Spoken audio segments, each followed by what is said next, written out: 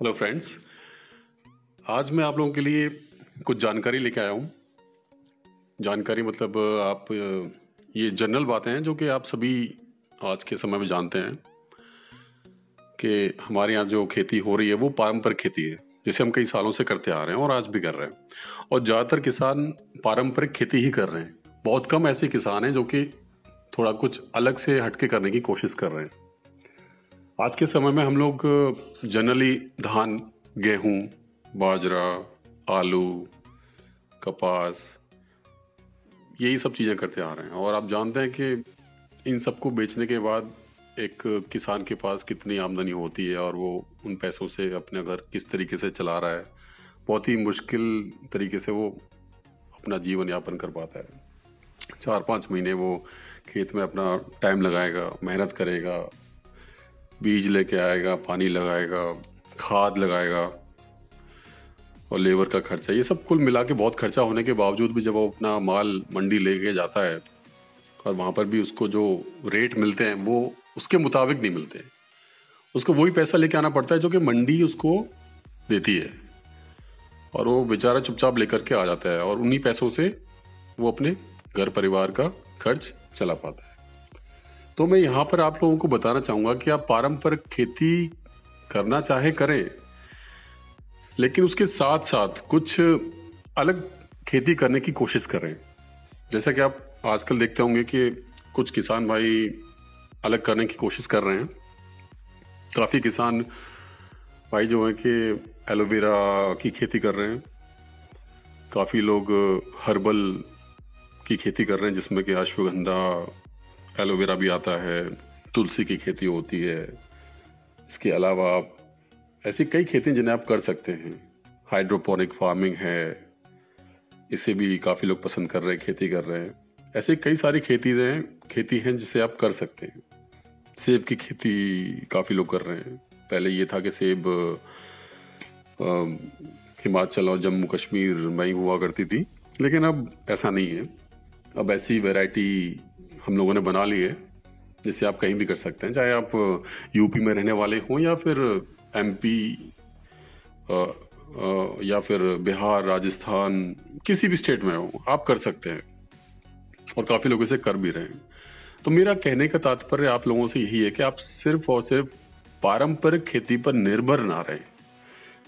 काफ़ी किसान भाई ये मानते हैं कि हमारे पास करने को कुछ है नहीं, हम बस गेहूं कर सकते हैं, धान की खेती कर सकते हैं, आलू कर सकते हैं, कपास कर सकते हैं, बाजरा की खेती कर सकते हैं और इसके अलावा हम कुछ नहीं कर सकते।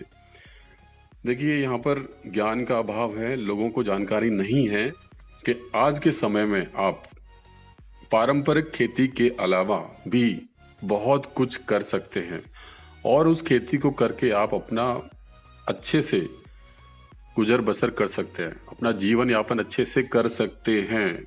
लेकिन आज के समय में मान्यता ऐसी है कि जो आज के जो किसान हैं उसे वो कुछ कर नहीं सकता है, खेती में उसे कुछ बचता नहीं है।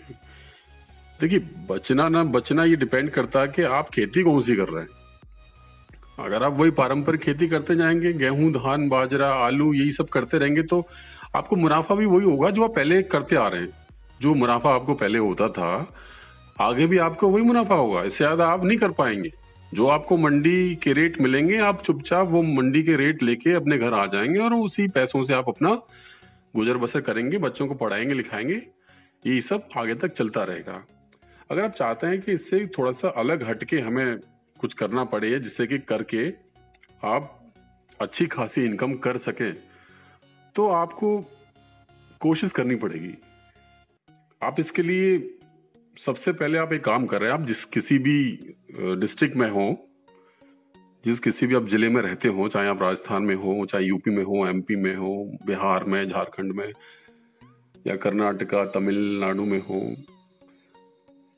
आप सबसे पहले जिस जिले में आप रहते हैं उस डिस्ट्रिक्ट के जो एग्रीकल्चर डिपार्टमेंट है, जिसे हम कृषि विभाग कहते हैं, आप वहां जाकर के जो खेती आप करना चाहते हैं उसकी जानकारी आप वहां से ले सकते हैं। आपको उसकी पूर्ण रूप से जानकारी मिल जाएगी। सपोज करो आप एलोवेरा करना चाहते हैं, तो आप वहां जाके पूछ सकते हैं कि क्या हम एलोवेरा कर सकते हैं, क्या हमारी भूमि जलवायु इसके अनुकूल है कि हम एलोवेरा कर सकते हैं, इसका बीज कहाँ से मिलेगा, इसको लगाने के क्या फायदे होंगे, क्या नुकसान होंगे, इससे आप कितना फायदा ले सकते हैं, कहाँ इसको बेचा जा सकता है।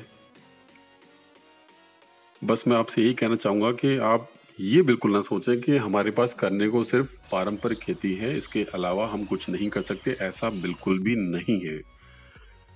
काफ़ी किसान भाई अलग अलग तरह की खेती कर रहे हैं और उन खेती को करके अच्छा खासा मुनाफा ले रहे हैं।